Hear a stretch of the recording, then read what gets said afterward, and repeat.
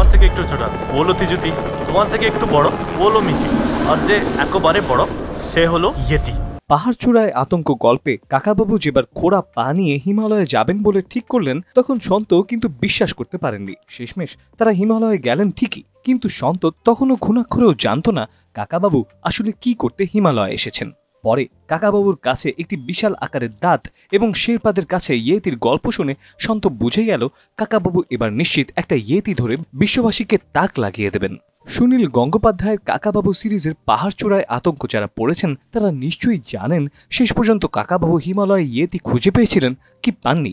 ইতিহাস জুড়ে অনেকেই এই ইয়েতি এবং বিগফুট আছে বলে দাবি করেছেন। এই দুই দানব কি আসলেই আছে? চলুন হিস্টোরিক্যাল এই প্রশ্নের খোঁজে ঘুরে আসা যাক হিমালয়ের বরফ রাজ্য থেকে।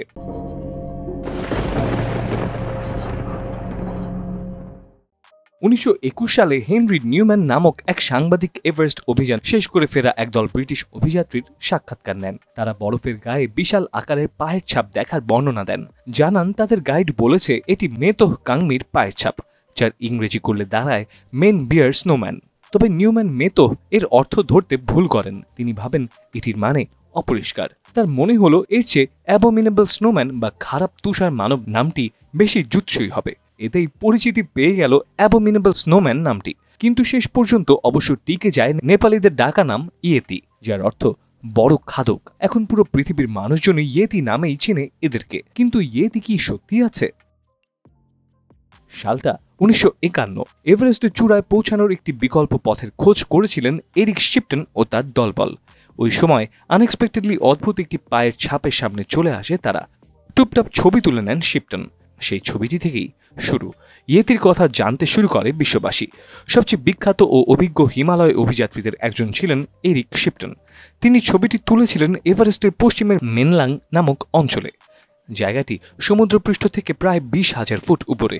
সেই পায়ের ছাপটি ছিল প্রায় 13 ইঞ্চি লম্বা। এটি হিমালয়ে তোলা সবচেয়ে রহস্যজনক ছবি হিসেবে ধরা হয়। ওই সময় ইয়েতি নিয়ে তুমুল হইচই পড়ে যায়। নেপাল সরকার তো 1950-এর দশকে ইয়েতি শিকারের লাইসেন্স পর্যন্ত দিয়েছিল। যদিও একটি ইয়েতিকে জীবিত কিংবা মৃত অবস্থায় কেউ ধরতে পারেনি।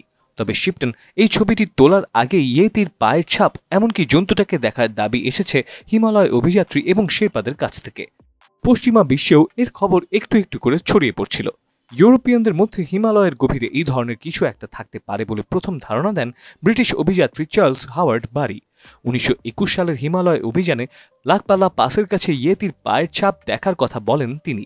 তার মাউন্ট এভারেস্ট দ্য রিক গানিনসন 1921 বইটিতে এই ঘটনাটির উল্লেখ করেন তিনি। তিনি দাবি করেন পায়ের ছাপটি দেখার পরে লোকালদের কাছে জানতে পারেন হিমালয়ের গভীরে ঘুরে বেড়ানো বুনো ও লোমশ এক রহস্যময় জন্তুর পায়ের ছাপ এগুলো। 1925 সালে N.A. টমবাজি নামের এক ফটোগ্রাফার ও রয়্যাল জিওগ্রাফিক্যাল সোসাইটির মেম্বার দাবি করেন জিমু পর্বতের কাছে 15,000 ফুট উপরে মানুষের মতো দেখতে আশ্চর্য এক প্রাণী দেখেছিলেন তিনি। 1937 সালে ফ্র্যাঙ্ক এ স্মিথি নামের এক অভিযাত্রীও ইয়েতির পায়ের ছাপের ছবি তোলার দাবি করেন। 1952 সালে পপুলার সায়েন্সে সেটি প্রকাশিত হয়। 1986 সালে তিব্বতের কোনো এক জায়গায় প্রথম ইয়েতি দেখার দাবি করেন ইতালিয়ান পর্বতারোহী রেইনহোল্ড মেসনার। সেদিন হাঁটতে হাঁটতে পথ হারিয়ে ফেলেছিলেন তিনি। অন্ধকার নেমে এলে সামনে বিশাল এক ছায়া মূর্তি আবিষ্কার করেন। মানুষের মতোই হাঁটছিল, তবে আরও দ্রুত গতিতে। সেই রাতে আরও একবার সেই প্রাণীটিকে দেখেন তিনি। প্রায় 7 ফুট ছিল তার উচ্চতা। এই ঘটনায় পাগলের মতো হয়ে যান তিনি। পরের এক যুগ ছুটতে থাকেন ইয়েতির সন্ধানে।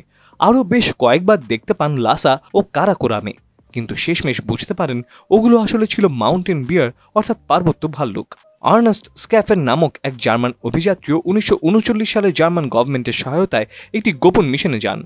সেখান থেকে ফিরে এই রকম সমাধান দেন তিনি ইয়েতি রহস্যের। স্ক্যাফের মতে ইয়েতি একটি বিশাল সাইজের ভাল্লুক ছাড়া আর কিছুই না। 1954 সালে ডেইলি মেল স্নোম্যান নামক একটি এক্সপেডিশন আয়োজন করে ইয়েতির খোঁজে। তখন একটি গুহা থেকে একটি প্রাণীর মাথার খুলির কিছু লোম পাওয়া যায়। লোকালরা দাবি করেন ওগুলো ইয়েতির লোম, কিন্তু গবেষণায় তা ভুল প্রমাণিত হয়। আপনি যদি ইয়েতি লাভার হয়ে থাকেন তাহলে অক্সফোর্ডের জিন স্পেশালিস্ট ব্রায়ান সাইকেসের এক্সপেরিমেন্টের রেজাল্ট আপনাকে হতাশই করবে।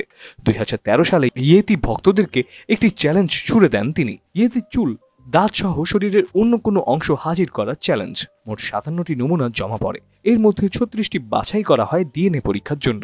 ওই এলাকায় বিচরণ করা বিভিন্ন প্রাণীর জিনের সাথে মিলিয়ে দেখা হয় সেগুলো। বেশিরভাগই মিলে যায় ভাল্লুকের সাথে। কিন্তু মজার ব্যাপার হচ্ছে, এর মধ্যে থেকে ভারত ও ভুটানে পাওয়া দুটি নমুনা এমন এক প্রজাতির ভাল্লুকের সাথে মিলে যায় যেগুলো বিলুপ্ত হয়ে গেছে প্রায় 40 থেকে 120 হাজার বছর আগে। অর্থাৎ এক রহস্য খোলাসা করতে গিয়ে আরেক রহস্য আবিষ্কার। যাই হোক, ইয়েতি নিয়ে বহু জল ঘোলা হয়েছে, কিন্তু কখনোই কোনো প্রমাণ পাওয়া যায়নি। তাই বলে ইয়েতি চর্চা থেমেও থাকেনি কখনো। বন্ধুরা, আপনাদের কি মনে হয়, ইয়েতি বলে কি আসলেই কোনো প্রাণী আছে হিমালয়ের বুকে, নাকি জিনিসটা আসলে বিশাল আকারের ভাল্লুক?